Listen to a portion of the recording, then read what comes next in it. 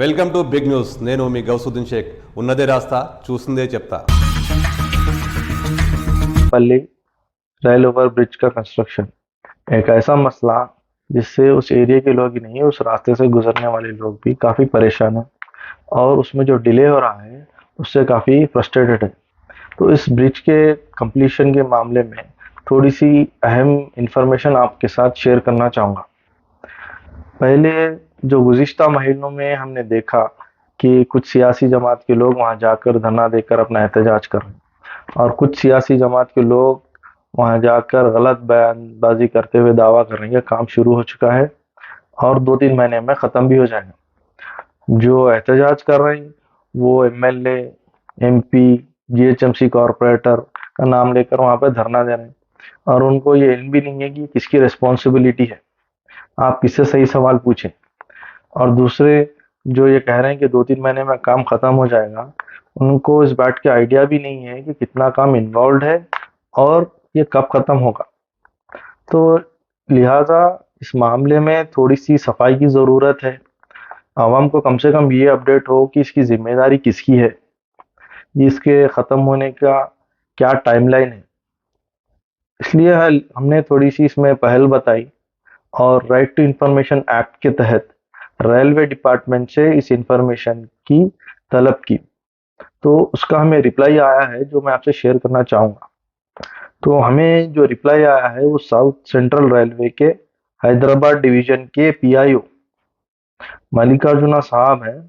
उन्होंने हमें जवाब दिया है और हमने इनसे पूछा था कि इसका टेंडर किस कंपनी को दिया गया है और स्टेट गवर्नमेंट और रेलवे डिपार्टमेंट में इसकी कंस्ट्रक्शन की क्या रिस्पॉन्सिबिलिटी शेयर की गई है, इसके लिए कितने फंड्स एलोकेट किए गए हैं, इसका बजट कितना है और इसका काम क्यों रुका हुआ है और इसका ख़त्म होने के क्या टाइमलाइन है।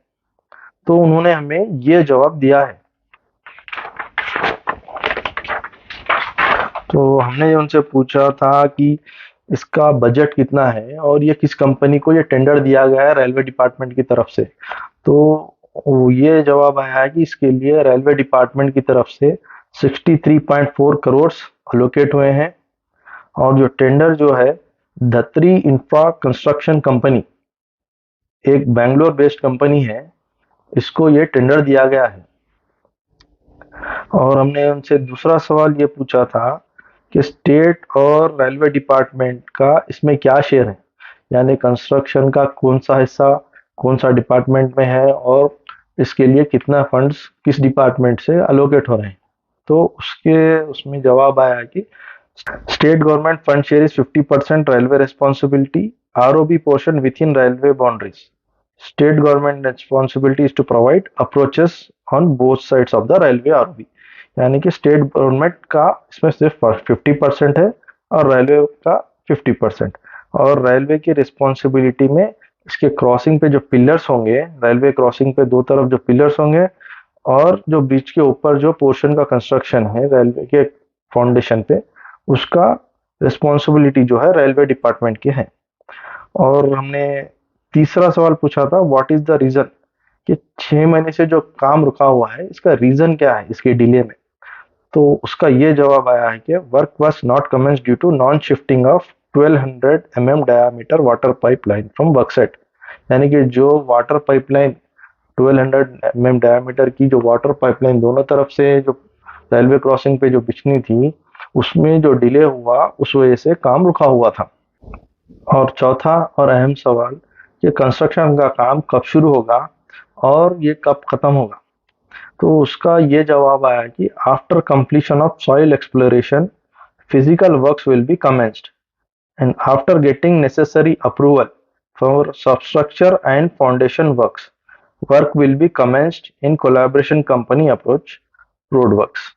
यानी इसका पहले रेलवे डिपार्टमेंट अभी यहाँ की सॉइल के सर्वे करेगी, उसका रिपोर्ट सबमिट होगा, फिर उस पर ये अप्रूवल होगा कि वो ज़मीन फाउंडेशन बनाने के काबिल है नहीं है, फिर वहाँ पर फाउंडेशन का काम शुरू होगा। तो ये रिप्लाई आया है हमें रेलवे डिपार्टमेंट की तरफ से अपनी आरटीआई में। अब हमें क्लियर कट आंसर तो नहीं मिला कि ये काम कब तक मुकम्मल होगा, पर ये बात तो क्लियर है कि रेलवे का जो काम है, जो यानी कि दोनों तरफ जो फाउंडेशन पिलर्स पड़ने हैं और उसके ऊपर से जो ब्रिज का कंस्ट्रक्शन है, और जो स्टेट गवर्नमेंट का काम है वो है दोनों तरफ के रोड वर्क्स के अप्रोचेस। वो अभी सिर्फ पिलर्स पड़े हैं, उसके ऊपर बेस बना है और उसके ऊपर भी अभी ब्रिज का कंस्ट्रक्शन बनाना बाकी है।